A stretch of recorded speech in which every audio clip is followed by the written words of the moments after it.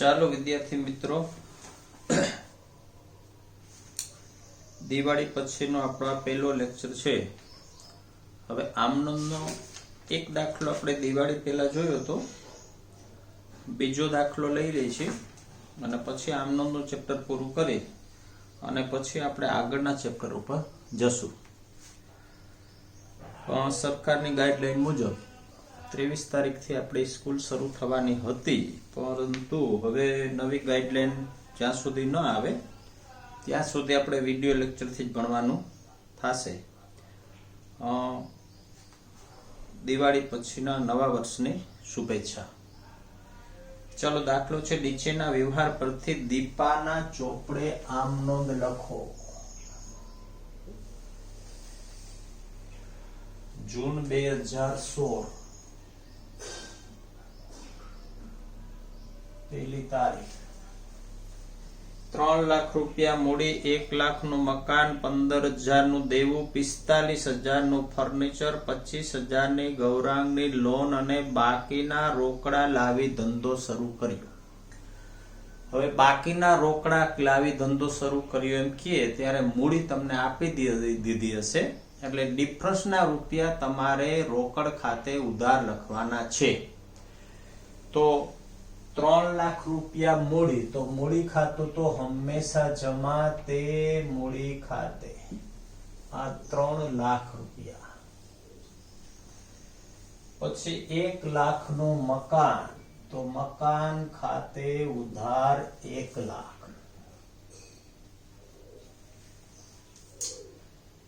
15,000 નું દેવું એટલે તે લેણદાર ખાતે, દેવું એટલે લેણદાર ને લેણદાર ખાતું હંમેશા જમા. 45,000 નું ફર્નિચર, તો ફર્નિચર ખાતે ઉધાર 45,000. 25,000 ની ગૌરાંગની લોન, તો તે ગૌરાંગની લોન ખાતે. અને બાકીના રોકડા લાવી ધંધો શરૂ કર્યો, તો રોકડ ખાતે ઉધાર. હવે રોકડ ખાતે ઉધાર કેટલા? તો કે આ સરવાળામાંથી આટલો સરવાળો બાદ કરો એટલે ડિફરન્સ આવ્યો 1,95,000. ચાલો, બાકીના રોકડા લાવી ધંધો શરૂ કર્યો. 16,000 નો માલ નિરાલી પાસેથી ખરીદ્યો, આ ખરીદ ખાતે ઉધાર, તે નિરાલી ખાતે. આ 16,000 નો માલ નિરાલી પાસેથી ખરીદ્યો, જેમાંથી 1/4 ભાગનો માલ 6,000 માં અવનીને વેચ્યો. હવે જો વેચાણ કિંમત તમને આપી દીધી છે, આનો 1/4 ભાગનો માલ એટલે 4,000 ની મૂળ કિંમતનો માલ, એની વેચાણ કિંમત તમે નક્કી કરી છે 6,000. તો 4,000 નો માલ 6,000 માં અવનીને વેચ્યો, તો અવની ખાતે ઉધાર અને તે વેચાણ ખાતે. આ 4 નો માલ 6 માં વેચ્યો.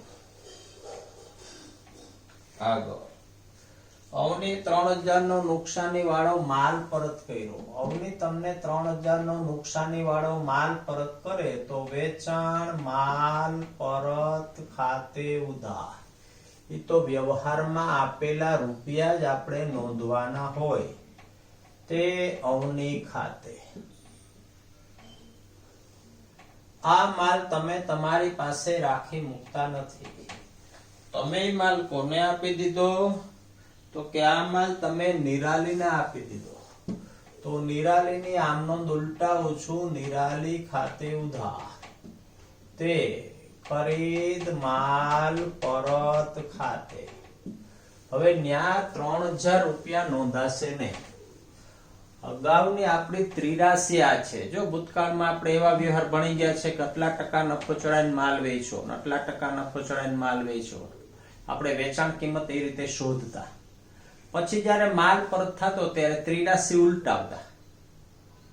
અહીંયા તમને નફાના ટકા આપ્યા નથી, છતાંય તમારે આ 83 છે તો આને ઉલટાવી નાખો કે 6000 ના વેચાણ કિંમત વાળા માલની મૂળ કિંમત 4000 રૂપિયા હોય તો 3000 રૂપિયા વેચાણ કિંમત વાળા માલની મૂળ કિંમત કેટલી? એટલે તમને એની મૂળ કિંમત મળી ગઈ 2000 રૂપિયા. તો અહીંયા હું નોંધીશ 2000 રૂપિયા.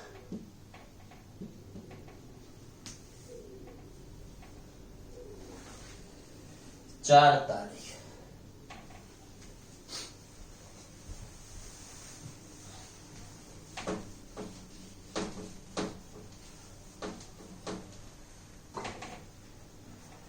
$10,000 નો માલ 20% વેવો 20% રોવો મહેશ પાસેથી ખરીદ્યો અડધા રોકડા ચૂકવા.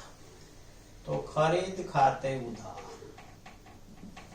ખરીદ ખાતે ઉધાર 8000 તે રોકડ ખાતે તે વટાવ ખાતે અને તે મહેશ ખાતે.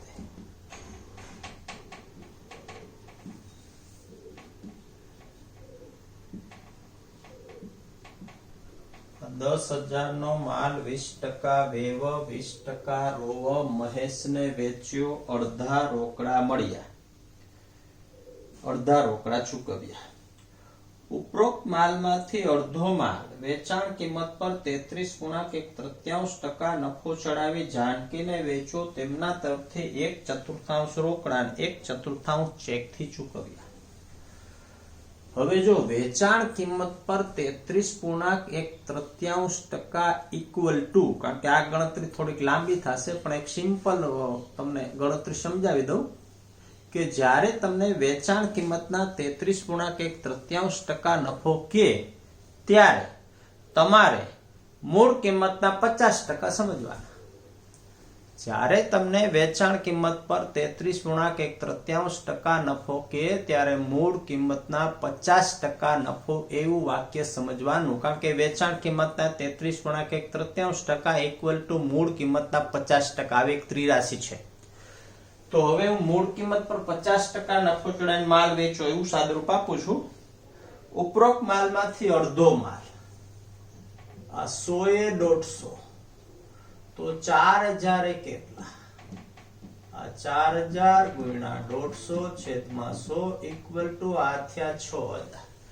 તમે 4000 નો માલ 6000 માં જાનકીને વેચો 1/4 રોકડા 1/4 ચેક થી. તો આમનું થશે રોકડ ખાતે ઉધાર. રોકડ ખાતે ઉધાર 1500, બેંક ખાતે ઉધાર, આ બેંક ખાતે ઉધાર 1500, જાનકી ખાતે ઉધાર, આ જાનકી ખાતે ઉધાર 3000 અને તે વેચાણ ખાતે, આ વેચાણ ખાતે 6000. આગળ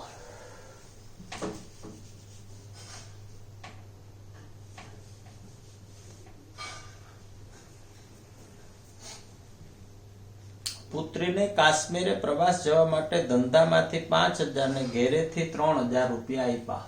હવે જો ઘેરેથી 3000 રૂપિયા આપ્યા એની સામે ધંધાને કોઈ લેવા દેવા નથી. તમે ધંધામાંથી 5000 રૂપિયા આપ્યો એની આમ નોંધ થાય તો ઉપાડ ખાતે ઉધાર, આ ઉપાડ ખાતે ઉધાર 5000 અને તે રોકડ ખાતે.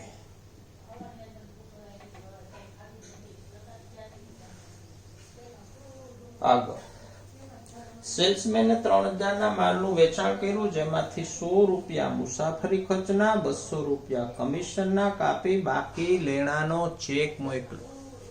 હવે યાદ રાખજો, સેલ્સમેન તમારા વતી માલનું વેચાણ કરવા જાય તો જે કઈ ખર્ચો હોય એ પેઢીનો ખર્ચ ગણાય. હવે સેલ્સમેને તમને દાખલા કે આપણો સેલ્સમેન વેરાવળ માલ વેચવા ગયો, એને તમને ફોન દ્વારા જાણ કરી મેં 3000 ના માલનું વેચાણ કર્યું તો આપણે અહીંયા લખવું તો પડશે તે વેચાણ ખાતે. આ એને માલ વેચો 3000. હવે સેલ્સમેન આપણને શું કહે છે, એમાંથી 100 રૂપિયા એને મુસાફરી ખર્ચના કાપી લીધા. તો મુસાફરી ખર્ચ ખાતે ઉધાર, કારણ કે આપણા સેલ્સમેન નો મુસાફરી ખર્ચ આપણે ભોગવવો પડે. પછી 200 રૂપિયા કઈક કમિશન ના કાપી લીધા, તો કમિશન ખાતે ઉધાર. અને બાકીના રૂપિયાનો ચેક મોકલો તો બેંક ખાતે ઉધાર. એને તમને ચેક મોકલો 2700 રૂપિયાનો. તો મુસાફરી ખર્ચ ખાતે ઉધાર, કમિશન ખાતે ઉધાર, બેંક ખાતે ઉધાર, તે વેચાણ ખાતે.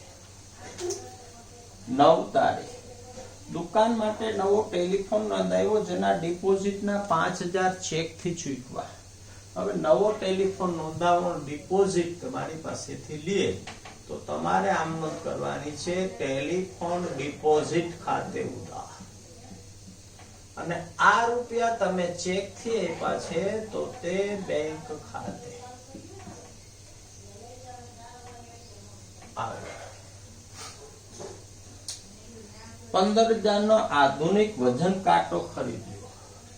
આધુનિક વજન કાંટો ખરીદ્યો એમ કે તો ત્રાજવા વજનિયાને બદલે આધુનિક વજન કાંટો બે પર્યાય શબ્દ છે ને વજન કાંટા માટે આપણે શબ્દ વાપરવાનો છે ડેડ સ્ટોક. ડેડ સ્ટોક ખાતે ઉધાર, તે રોકડ ખાતે. આ દુકાન માટે આધુનિક વજન કાંટો ખરીદ્યો 15000 રૂપિયા.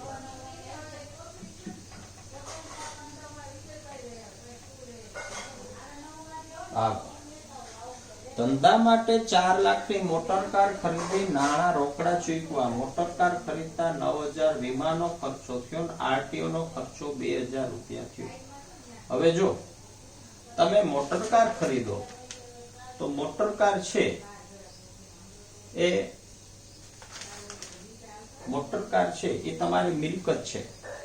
તો મોટર કાર ખરીદો તો મિલકત ખરીદી વેચાણના વ્યવહારમાં આપણે જોઈ ગયા છે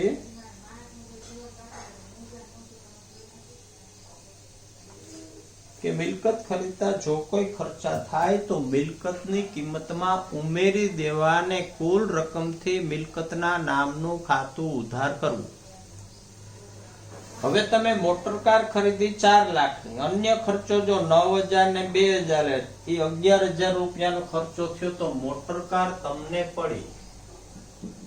આ મોટર કાર ખાતે ઉધાર 4 લાખ અને 11000.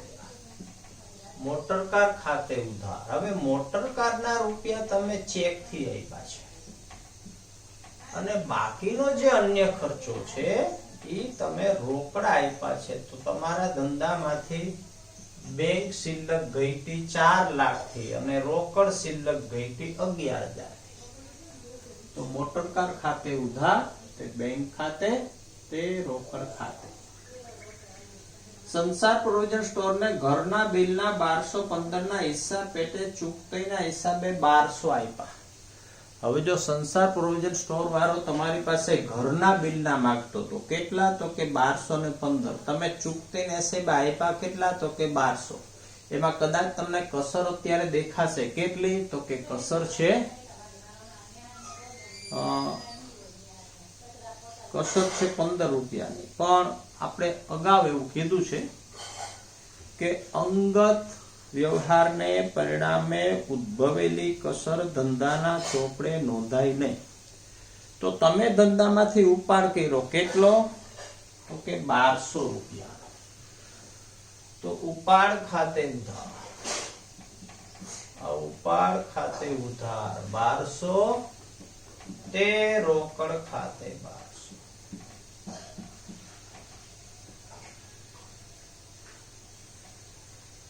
આગળ આપણા કહેવાથી આપણા 65 સોના દેવાદાર પ્રતિકે આપણા લેણદાર મનીષને 5000 રૂપિયા આપ્યા.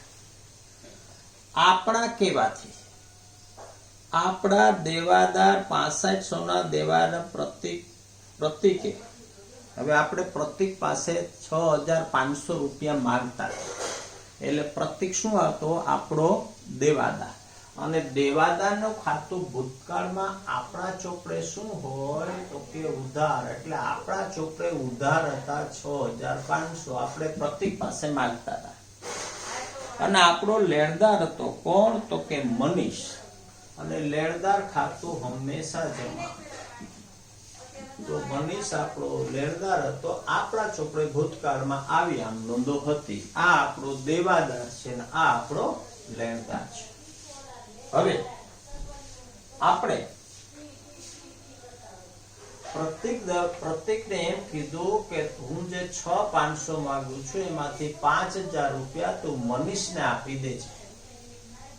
તો વ્યક્તિના નામના ખાતા ઉલટાવી નાખો. તો 19 તારીખ મનીષ ખાતું જમા છે એને બદલે મનીષ ખાતે ઉધાર. પ્રતિક ખાતું ઉધાર છે એને બદલે પ્રતિક ખાતે જમા. હવે એનો અર્થ એવો કે હજી આપણે પ્રતિક પાસે 1500 રૂપિયા તો માંગીએ છીએ, કારણ કે આપણા કહેવાથી એને 5000 રૂપિયા આપી દીધા અને મનીષ હવે આપણી પાસે કાંઈ માંગે નહીં. નાણાવટીને 7000 નો માલ 10% વેવાય વેચો, નાણાં ચેક થી મળ્યા. નાણાવટીને માલ વેચો, નાણાં ચેક થી મળે તો બેંક ખાતે ઉધાર 6300, તે વેચાણ ખાતે 6300. નાણાવટીને માલ વેચો, નાણાં ચેક થી મળ્યા. ઘર ખર્ચ માટે 700 ને દુકાન ખર્ચ માટે 300 બેંકમાંથી ઉપાડ્યા. યાદ રાખજો, ઘર ખર્ચ માટે બેંકમાંથી ઉપાડો છો એ ઉપાડ ખાતે ઉધાર, પણ દુકાન ખર્ચ માટે બેંકમાંથી ઉપાડો છો એ રોકડ ખાતે ઉધાર, કારણ કે દુકાન ખર્ચ હજી થઈ નથી ગયો. તો આને આમ કરશું. 22 તારીખ ઉપાડ ખાતે ઉધાર 700, ઉપાડ ખાતે ઉધાર 700, રોકડ ખાતે ઉધાર, નહીં કે દુકાન ખર્ચ ખાતે ઉધાર, અને તે બેંક ખાતે. આપણી બેંક શિલક 1000 રૂપિયાથી ઘટી.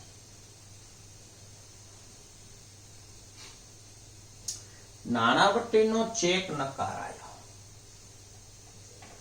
હવે ચેક નકારાયની આમ નોંધ. તમે નાણાવટીને હમણાં માલ વેચો તો ક્યારે? 20 તારીખે. તેથી તમે આમ નોંધ કરી હતી બેંક ખાતે ઉધાર, તે વેચાણ ખાતે. નાણાવટી આપણો દેવાદાર નહોતો. હવે નાણાવટીનો ચેક નકારાયો એનો અર્થ એવો કે નાણાવટીના ખાતામાં રૂપિયા નથી, એટલે આપણને બેંકે રૂપિયા આપવાની ના પાડી દીધી. હવે આપણે નાણાવટી પાસે માગીએ કેટલા? તો નાણાવટી જો હવે આપણો દેવાદાર થયો, નાણાવટી ખાતે ઉધાર અને તે બેંક ખાતે.